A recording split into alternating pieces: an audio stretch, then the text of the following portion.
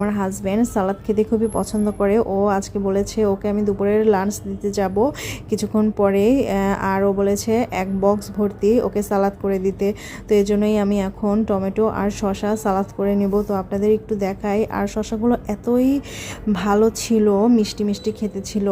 Husband তো এর বাসায় এসেই বলছিল যে শসাগুলো খুবই ভালো ছিল, একদম কচি দেশি শসা। আমি হাইব্রিড শসা কিনি না, আর সবসময় চেষ্টা করি দেশি শসাটা। দেখেন, আপনারা দেখলেই বুঝতে পারবেন এটা একদম অরিজিনাল দেশি শসা।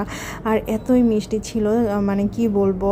যাই হোক, দামটা বেশি, কিন্তু আমি একদম ভালো জিনিস পেয়েছি। আর একটা ব্যাপার হলো, যখন ভয়েস ওভার দিতে যাই 2 মিনিট পর পর আমার বাসার এখান থেকে প্লেন উড়ে উড়ে আকাশে চলে যায়, আর অনেক শব্দ হয়। এখন একটি প্লেন চলে গেল। ভয়েস ওভার দিতে গেলে খুবই ডিস্টার্ব ফিল করি। আর দেখেন আমার টমেটোগুলোর কালার একদম টকটকে লাল। আমার শুধু মনে হয় যে এটা এবছরের টমেটো না, গত শীতকালের টমেটো ওরা স্টোর করে রেখেছিল। এখন ওরা শীত আবার আসার আগ দিয়ে এই টমেটোগুলো বিক্রি করছে, আমার এটা ধারণা, যদিও আমি এটা শিওর না। দেখেন টমেটোগুলো আমি সব বের করেছি, শসাও বের করেছি। আমার তো মনে হচ্ছে সব কিছু আমি একটা একটা করে কামড়ে কামড়ে খেয়ে ফেলি। তো যাই হোক, সব তো আর একবারে খাওয়া যাবে না, একটা একটা করে সালাদ করে খেতে হবে আমার হাজব্যান্ডের জন্য। এগুলো আমি সালাদ করব। তো দেখেন আমি কিভাবে সালাদ করব। আর ওকে আমি আজকে খাবারের মেনুতে দিব যেগুলো, সেগুলো আপনাদেরকে আমি দেখিয়ে দিব। কাল ওকে আমি খাবার দিয়ে আসার সময়, মানে বাড়ি ফেরার সময় আমি বাজার করে নিয়ে আসি।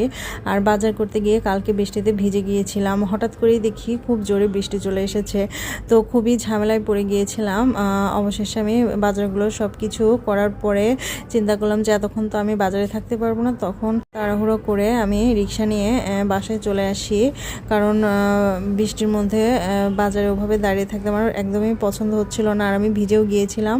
যাই হোক, আমার ঠান্ডা লাগেনি, এটা নিয়েও একটু টেনশনে ছিলাম। এই দেখেন আমি সালাদ কিভাবে কেটে নিয়েছি, আর এই টেবিলের উপর সব খাবার সুন্দর করে গুছিয়ে নিয়েছি। এখন আমি এগুলো বক্সে সব খাবার প্যাক করব।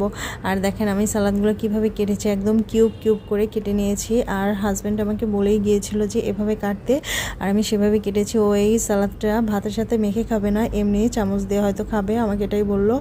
আর